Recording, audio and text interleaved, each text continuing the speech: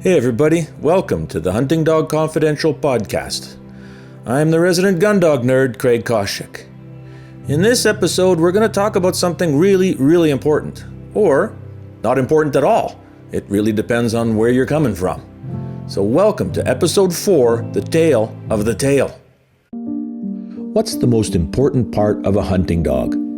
For many, the answer is the nose. And it's hard to argue with that position. After all, a dog can be perfect in every other way.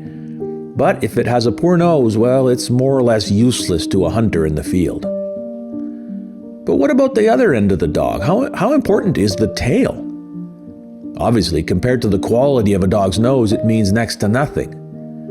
Yet, here we are in the 21st century with breeders on both sides of the ocean refusing to breed the dogs on the other side, not because they feel those dogs have poor noses or they lack desire or any other really essential attribute. No, they won't breed to them because they don't like the tail carriage or the tail action, or especially the position of that tail when the dog is on point. So the tail isn't really important, except when it is. American breeders of pointers and setters, for example, select for a 12 o'clock tail when a dog is on point and a cracking or merry tail while it runs. Most European breeders do the opposite. They select for a tail that has very little motion as the dog runs and is held more or less level with the back when the dog is on point. So what happened? How, when, and why did these huge differences emerge? Let's have a look at the tail action first, and then we'll get on to the tail position on point. When a bird dog is galloping across a field in search of game, what exactly should its tail be doing? And does it even matter? Well, like everything in the world of hunting dogs, it depends on who you ask. Personally, I rarely pay any attention to what my dog's tails are doing when they run, but I know they must move them around quite a bit. Because even though they have a long protective coat, they often have blood at the tip of their tails after a hunt in the grouse woods. But for other people, the movement of their dog's tail is super important, and it plays a role in their breeding decisions. In America and in some parts of the UK, people want to see a merry or a cracking tail that shows great animation as the dog runs, almost like a whip antenna on a Jeep over rough ground. Others, mainly Europeans, want to see what's called a dead or a still tail, a quiet tail they call it, that shows very little movement as the dog runs. And this difference of opinion is not really new. I mean, throughout the 1800s, hunters argued over which was better, an active merry tail or one that didn't move very much. The folks in favor of an active tail said, well, it came from the spaniel heritage of the setters. Stonehenge wrote that, quote, "The low carriage of the setter's flag when at work, and his spaniel-like lashing of it, I think indicate his spaniel descent." Oh, by the way, you're going to hear the word flag or stern quite often in this episode because that's what some of the old folks used to call a tail, a flag or a stern. Anyway, Stonehenge also wrote about some bizarre theory he had on how the tail is actually related to the nose. He wrote, quote, "My bias in favor of tail action was founded upon the close observation of 3 successive litters, which I bred from a wonderfully good bitch about 30 years ago. Lucy was extremely handsome, fast, and untiring, which qualities, coupled with a good nose, gave her a considerable local reputation. She had merry tail action without being overdone, and I was anxious to breed from her. Lucy had 19 pups in 3 litters, and of these, about half had the tail action of the mother, while the remainder were without it. And in every case, without a single exception, the trailers had no nose whatever, or a very bad one, while the lively ones possessed excellent scenting power, and were indeed nearly all first-class dogs. This first drew my attention to the 2 types of flag carriage, and since then I have almost always seen that the quiet tail accompanied by a nose of equal dullness. Arkwright also liked the lively tail, but unlike Stonehenge, he didn't have any crazy theory about it. He just liked it because it was cool to look at. He wrote, "We go shooting with our dogs to enjoy ourselves, and their gallant ranging with high head and wanton tail will charm away fatigue from many a barren stretch of moorland." In America, Mary tails did not really become the norm until Seaview Rex, a pointer born in the 20s, won some pretty big trials and sired a good number of active-tailed, high-tailed dogs. Before that, a high Mary tail was seen as a sort of curiosity that no one really selected for. But once Seaview Rex's high Mary tail got the ball rolling, well, it never stopped. If you watch any high-level field trial for pointers and setters in America today, you'll see dogs with extremely high, active, merry, cracking tails blasting across the fields. Personally, I love the look, and I can understand why a handler on a horse, working a dog that can be, half a mile away in tall cover, well, why he would want a dog to have a merry tail. It just makes him easier to spot as he's running at a distance. And to a lot of people, me included, a merry tail seems to indicate that the dog is a happy, confident, eager worker, full of energy, wanting to get the job done. So why would anybody want the opposite? Why would a lower, nearly motionless tail be seen as a good thing by anybody? Well, to be honest, I never saw it until I first started going to trials in Europe. I had been used to seeing, American-bred pointers and setters running, and I got used to seeing that high cracking tail. So it was one of the first things I kind of noticed when I started attending field trials in Europe. I mean, here's this pointer or setter blasting across the field at unbelievable speed, but there was just something different about it. And after a while, I realized that, its tail was just kind of hanging there. Well, I shouldn't say hanging there. The tail is held in a similar position to that of a greyhound. If you watch greyhound races, just take a look at the tail. It kind of is drooping down a little bit, might point up a little bit at the end, but it's not really doing much other than counterbalancing in a turn. Watching the setters, well, they reminded me of border collies, actually, the tail.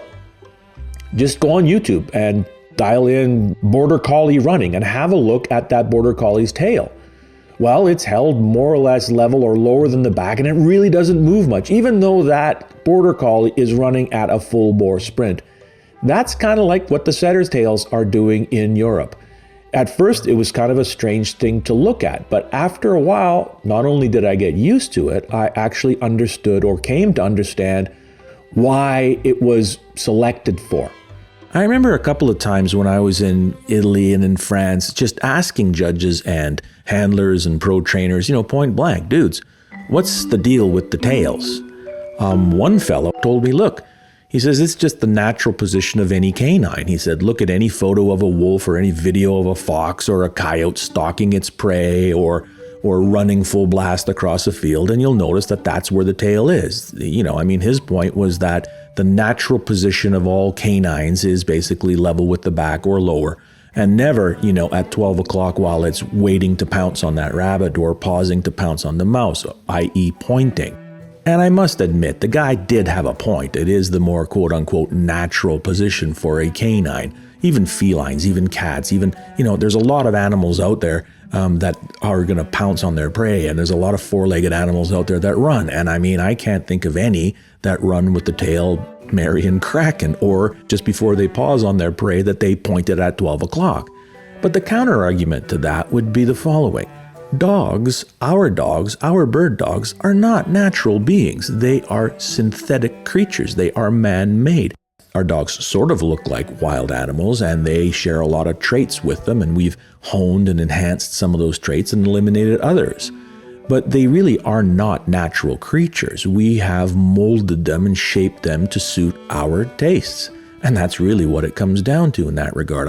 Take a look at a Great Dane, take a look at a Chihuahua and a French Bulldog, and you'll see that there are vast differences among them, and they've all been molded because that's what people wanted. So if we want a high tail, we get a high tail. If you want a low tail, you get a low tail. Sure, you could say, I prefer a more natural look to my dog, or you could say, I prefer a more sort of, modern look, or a more American look, or a more North American look. We choose our dog's coat colors, we choose their ear shape, their nose shape, we choose everything about the dog. Well, why not the tail? Another reason that I got from a lot of people that I asked about the level tail was that that's how it's always been since the day of hunting with nets. If you've got a dog that's going to point or lay down on point because the birds are right in front of it, and you plan to, throw a net over the dog and the birds, well, having a nice level or lower tail is a good thing.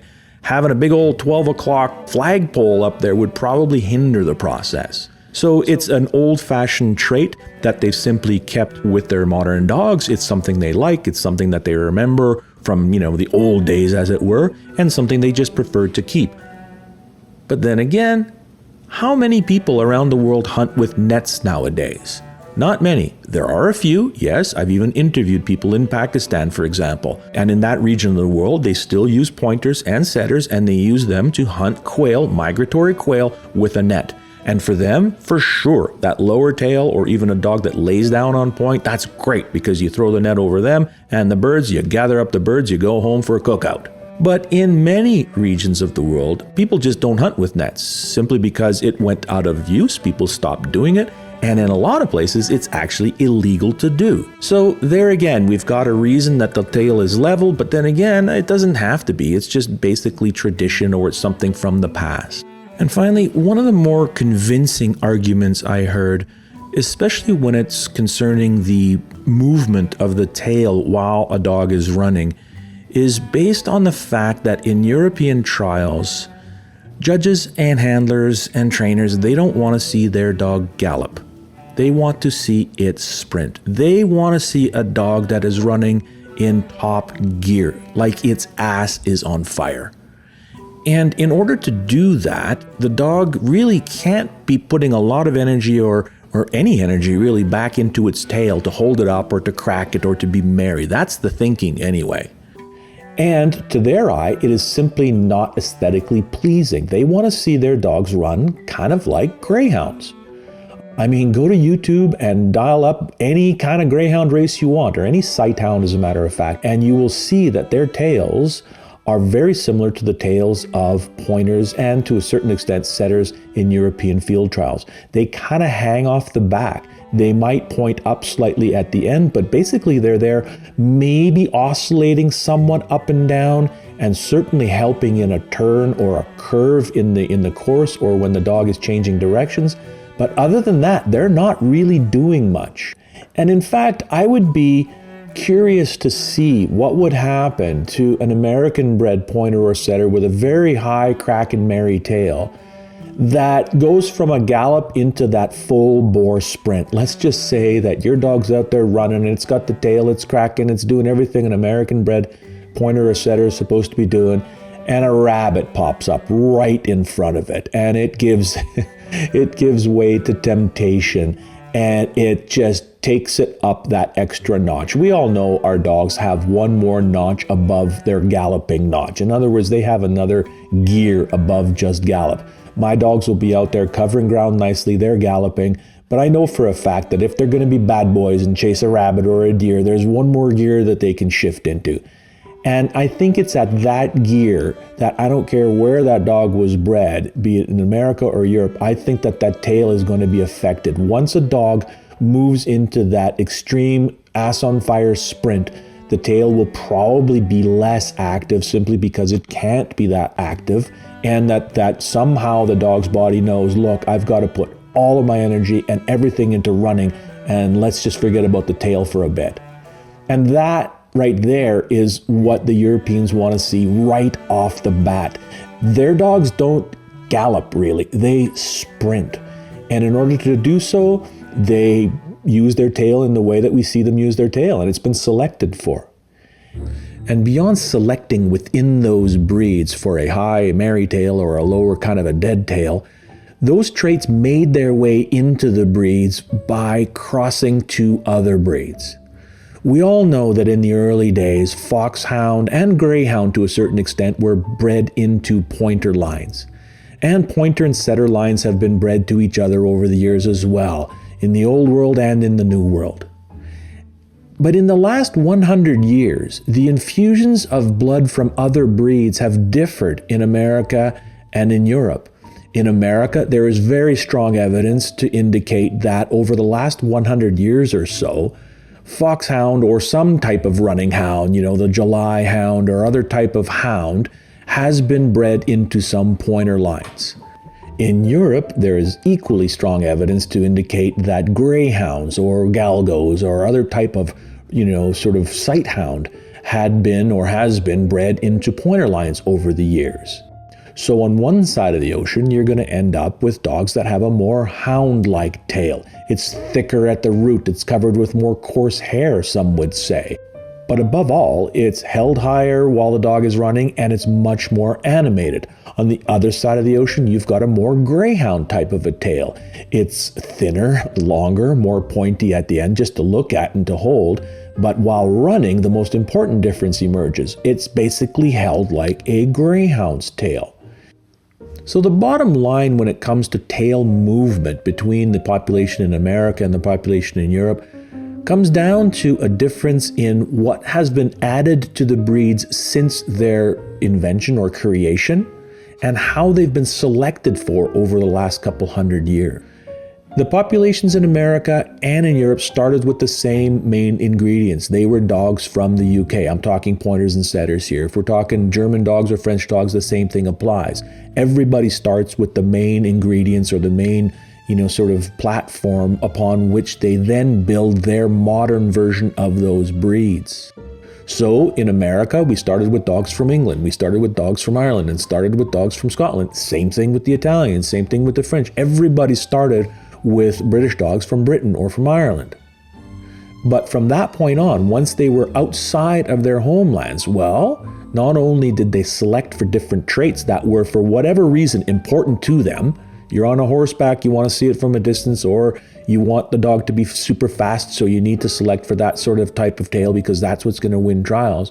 Whatever they selected for, plus whatever they added in to get a little extra of what they were selecting for, that's what ended up creating the difference in terms of not only the way the tail moves or doesn't while the dog is running, but as we will see, that's what created the difference when the dog is on point. I first began to travel back and forth to Europe to take pictures for my first book, Pointing Dogs Volume 1, The Continentals, in the late 1990s, early 2000s, so still in kind of the primitive era of the internet. So while European breeders and hunters and field trialers knew that there were dogs in America of the same breeds, they knew we had pointers, they knew we had setters and all the different types of breeds, not a lot of them had seen many photographs of our dogs. And if they did, they were sort of only once in a while and they probably didn't remember them. And when I wanted to show those people the type of photographs that I could take and the type I hoped that I would take of their dogs, I didn't use my phone because I didn't have a smartphone back in the day. I had a portfolio, a nice leather-bound portfolio with 8x10 or 9x12 inch printed color photographs of the types of dogs that I like to photograph and the style of photography I was hoping to go into my book. So whenever there was a break in a field trial or we were with a breeder out in the back 40 and he was getting his dogs to run for us to photograph, I would take out my portfolio and just start leafing through it with these guys just to show them some of my work. And inevitably, whenever I was flipping through and finally got to the pictures of American-bred pointers and setters with a 12 o'clock tail, most of the Europeans who would see these things were, frankly, kind of shocked. I mean, they had heard about them, maybe even seen one in a magazine or not, but I even had a couple of them ask me, well, hey, why are you photoshopping their tail like that? They actually didn't think it was real. They thought that I had taken a level tail and photoshopped it to a 12 o'clock, poker straight tail on these dogs. I even had one smart-ass Italian guy, when he was looking at these, he called his friend over, he said, hey, Joe, come on over here, take a look at these pictures. I think the Americans give their pointers and setters Viagra. It was shocking to them. They really didn't see that very often, and when they did, it just was so different and so bizarre to their eye that they couldn't at first believe it was real. But the truth is, high tails have actually always been around in all of the pointing breeds. They weren't common, but they weren't unheard of either. Sure, if you look at the old paintings and old illustrations of pointing dogs, the vast majority depict a dog with a level tail or one held slightly above or below the line of the back. I mean, take a look at one of the very first paintings ever of pointers. It was done in around 1725. It shows the second Duke of Kingston upon Hull shooting over his pointers. He has his pointers almost like a pack of hounds out in his front lawn. He's shooting over them. But all of the pointers in this particular illustration from 1725 are shown with level tails or very slightly raised tails. But there are old images from around that same era or slightly later that show dogs with high tails. There's a picture from 1800 attributed to the artist James Barringer. It features a dozen dogs on point, and every one of those dogs has a different tail position. One or two has the tail well below the back, like a pump handle. And then there are a couple of dogs with nearly vertical 12 o'clock tails. But those types of illustrations are really rare. You have to dig pretty deep to find them, and I spent a lot of time looking for such things of paintings or engravings or pencil drawings of dogs with high tails, and I found a few dozen, but not many versus the many thousands I have of dogs pointing with level or very slightly raised tails. Almost all the classic illustrations show a level tail, and that was really considered to be the most stylish thing among hunters and judges until about the mid-1900s. To my mind, one of the most classic illustrations of a pointer is in a painting by Charles Towne. It was done in the late 1700s. It's actually an illustration of Colonel Thornton's dogs, Juno and Pluto. And that to me is sort of the archetypical pointer illustration, and you can find it online. And the tails are slightly raised. I mean, Juno seems to have about a 9 o'clock tail, Pluto maybe about a 10 o'clock tail, but that's about it. Anything higher than that is pretty difficult to find and wasn't really considered stylish at the time. In the early days in America, low or level tails were the norm until about the middle of the 20th century. Of course, there were always a few dogs around that pointed with a high tail. As I mentioned before, high tails have always been there, but they were always considered unusual, and for many they were undesirable. You can find a really cool photograph of a dog with a high tail in 1903. It's from Joseph Graham's book, The Sporting Dog. It's a photograph of a dog named Peach Blossom, and the caption underneath it reads, quote, "Champion Peach Blossom is the most typical living representative of the Count Gladstone fourth blood. In the kennel, she is an affectionate pet, vivacious and intelligent. In the field, she is dashing and brilliant. Her peculiar carriage of tail on point is shown in the photograph, taken by the author." Unquote. So here we have really good evidence that in 1903 in America, a high tail on a dog on point was still considered something strange, a peculiarity as Graham called it. Nevertheless, judges were able to see beyond it because Peach Blossom did become a champion. If she had been campaigned in field trials maybe 15, 20 years earlier, chances are she wouldn't have made champion, or it would have taken her a lot longer. Because judges' attitudes towards the high tail were a lot stricter back then. They just didn't like it. They wanted to see the classic, more or less level tail with the back that they had seen in all the classic literature, that they had seen as they were growing up, that they knew was popular over in the UK, and that was considered basically the way a pointing dog should point. Anything above about 10 o'clock, especially at the extreme angle that Peach Blossom showed. I mean, you can check that picture out online. She's got like a scimitar over her back. Not only does it go straight up at the root, but it curls up over the back. That would have been seen as very unfashionable back in the day. But by the early 1900s, attitudes were changing towards high tails.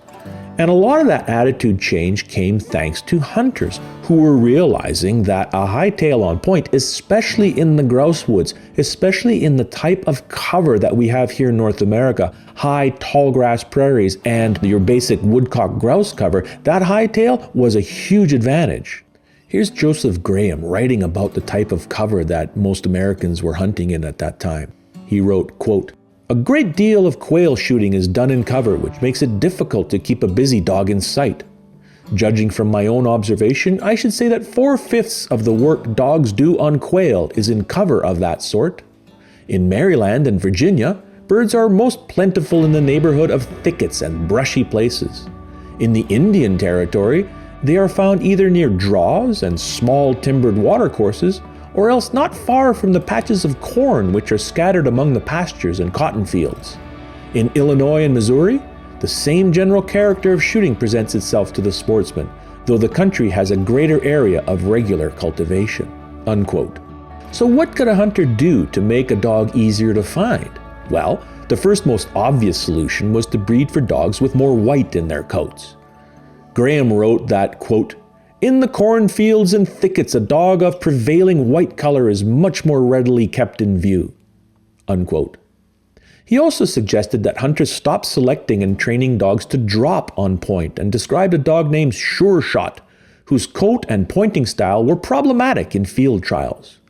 Quote, "Sure Shot, the fastest and widest ranger of Jesse Rodfield's sons, is so heavily ticked that he is almost a dark gray. He drops on point. In public trials, his handler is always nervous lest he get out of sight, drop on birds, and be thrown out by the judges before he can be located," unquote. Graham also thought that a high tail, he called it a high flag, would make a dog easier to see in heavy cover. But he makes sure to mention that it was still considered a bit strange at the time. Quote, "Another unfashionable attribute which has a useful function is a fault charged with some asperity against the Llewellyns. It is the tendency to carry a high flag in ranging, and to take a point with the tail in the same high position. For the same reason just mentioned in speaking of the advantage possessed by the white color, the high flag has a decided utility value to the sportsman. A dog which carries its flag high will nearly always point with a high head. It must be admitted that the attitude loses from the standpoint of style as compared to the low stern and more extended and intense position of the pointer and of some setters, but a man learns after experience to rather fancy the upright position and the high flag. As a guide to the eye, it can be regarded with indulgence, if not decided favor. Nearly all handlers agree, too, in the belief that the high head and stern in pointing are indicia of spirit and vigor," unquote. Notice how Graham first describes the high flag as unfashionable, but then explains a man learns after experience to fancy the upright position and high flag. And he was right. Before long, breeders started actually selecting specifically for high tails, even though they remained unfashionable for years. In fact, rumors circulated that some pointer breeders even crossed to hounds to get that high tail.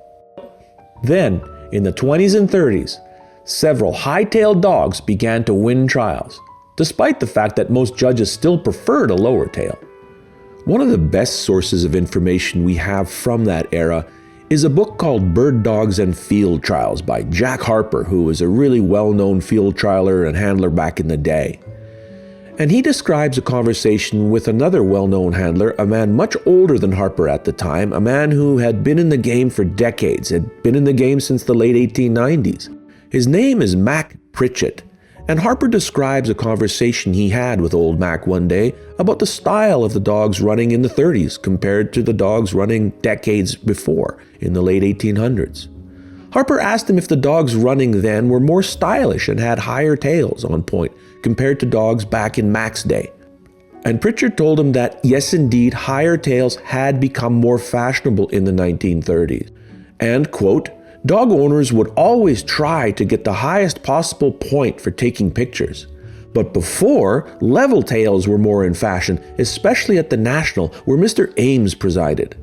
And dog handlers then would push their dogs' tails to a lower level or wait until they were tired to make a picture for publication," unquote. And that to me is an absolutely fascinating detail found in this book. Here we have an eyewitness pointing to the exact era in which the fashion went from level tails and handlers actually pushing their dogs' tails down to take a picture, to the opposite, to high tails and handlers holding those tails up while somebody took a picture, as he says, for publication. After writing about that conversation, Harper then goes on to name a number of dogs that, in his opinion, were the source of the high tail in all the dogs in the modern era. He wrote that Seaview Rex, a pointer born in the early 1920s, may have been the first champion to have what eventually became known as a 12 o'clock tail. But since many of the old school judges still considered a high tail a fault, Seaview Rex never won the national championship. Harper wrote, quote, "Whether his tail had anything to do with it or not, Rex could never gain anything more than a gallery decision at the national. But he won many good stakes elsewhere. He probably did more for raising pointers' tails than any other sire.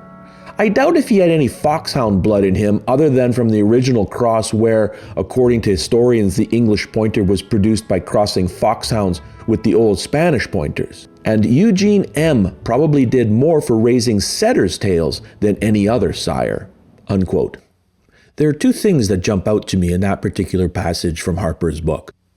The first is the line where he says, "I doubt if he had any foxhound blood in him other than from the original cross." Now, I don't know if Harper was just being reluctant to say anything because at the time throwing such accusations around might have been sort of, hurtful to certain people or maybe damaging to their reputation, or he simply didn't know any more about it. But the fact is, the pointer was not really developed by crossing foxhounds to the original Old Spanish pointer. It's a much more complicated story than that. The other thing that he mentions is Eugene M. as a setter being responsible for the setter's high tails. Now, it may be true that Eugene M., because of his winning ways and because of the championships, etc., in him and his progeny, they came more to the fore. But the fact remains that even as far back as the early Llewellyn imports, they were always somewhat criticized for having a high tail. The high tail had been in setters pretty much forever. In a more recent article written in the early 1980s, John Criswell in Gundog magazine, he goes a little bit further than Harper. Let's just say that he comes a little bit more straighter to the point. He wrote that Seaview Rex, quote, "pointed with his tail straight in the air. He ran with it high and cracking, much in contrast to other dogs of the day, the dogs that Mr. Ames and his fellow judges elevated to the national championship. In spite of the Ames theory, the new style caught the fancy. Handlers as well as owners fell in line, and hunters decided that it was more attractive to see a dog standing there in the woods with his tail up and intense than at back level. Some didn't care much about that part of the dog and still don't.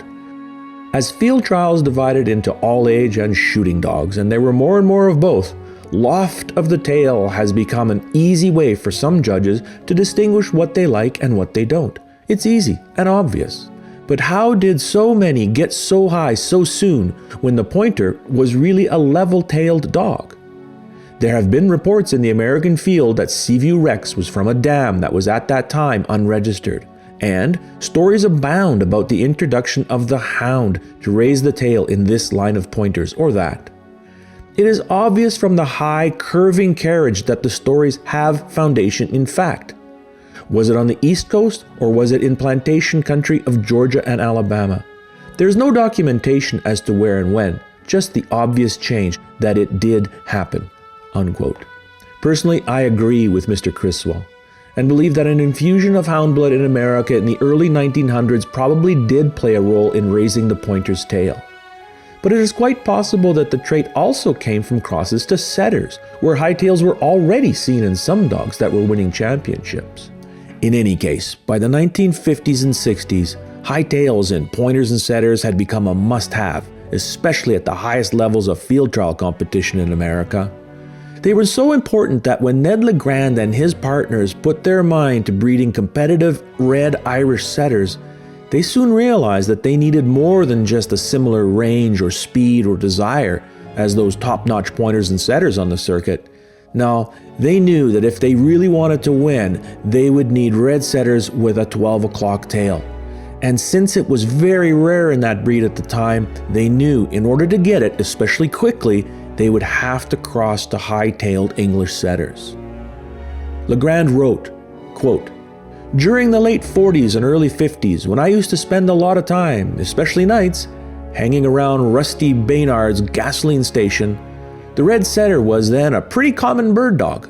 Herm David, too, used to join us when he was in town, and the three of us used to talk and dream by the hour about red setters with high tails that would point early, break as derbies, and be able to run with and whip the pointers in field trials. Today, a high tail on point is the norm for almost all pointing breeds in North America. Look at any photo from the last, let's say, 50 or 75 years, showing the winners of any major field trial for any pointing breed in America, and you will see dogs lined up with handlers holding their tails at a 12 o'clock position.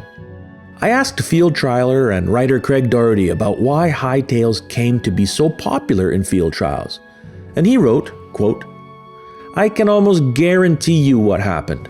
Someone showed up at a field trial with a dog with a high tail when that wasn't in fashion, but beat all the low-tailed dogs. Wanting to win, other people bred to that dog, and more high-tailed dogs found their way into the money. Before too long, people who didn't really understand what was going on thought you needed a high-tailed dog to win, so they bred to more high-tailed dogs. Now, if your dog doesn't have an almost perfect tail and posture on point and an eye-appealing gait, you might as well stay home. Field trials have always been about winning. That's what drives breeders who compete and why those who can't breed winning dogs disdain field trials so vehemently." Unquote. Today, the high tail is so common in North America that many see anything lower than 12 o'clock as really unfashionable. In Europe, the opposite is true. Europeans prefer a traditional tail position on point. They want to see it level or only slightly raised beyond the back when the dog is on point. A dog with a 12 o'clock tail would be seen as a curiosity among hunters there and would be at a disadvantage in a field trial. And therein lies the ultimate irony of the entire tail discussion. On the one hand, tails mean very little. They're not the most important part of the dog, until they are. We are here in the 21st century, and for the last almost 100 years now, we've had two separate populations within a number of different breeds. One massive population in Europe, another massive population in America, and they are very rarely, if ever, crossed to each other. And the reason isn't range or speed or bird sense or any other quote-unquote important thing. The reason is the least important part of the dog. It's the tail. And even if breeders are desperate to find something to put into their line that isn't closely related, the gene pool is getting a little shallow, things are a little bit too tight genetically, they won't even consider going to the other side of the ocean. Why? Again, it comes down mainly to the tail, which everybody says is unimportant. And I agree, a tail is absolutely not important in a dog until it is. Well, I hope you enjoyed that episode, everybody. I certainly did, putting it all together. If you've got any questions or comments, feel free to put them in the comment section below. And before I leave you, I'd just like to express my gratitude and say thanks to everybody who's purchased a copy of my books, Pointing Dogs Volume 1 or Volume 2, or both, actually. Volume 2 has been selling well for the last year or so, and Volume 1 is finally back on the market. It was out of print for a few years there, but we finally managed to get our act together and get some out there on the market now. We were taking pre-orders in April, and books started shipping not that long ago. Now, we've only printed 1,000 copies of Volume 1, the reprint, so if you want one, it's probably the best time to order them soon. But it's been selling very well, and I am very grateful for all the support. So thank you very much, and look for the book if you're in the US at projectupland.com, or if you're in Canada or anywhere else in the world other than the US, go to my website. Hit me up at dogwilling.ca, scroll to the book section, and start clicking away. Thank you very much. We'll see you in the next episode.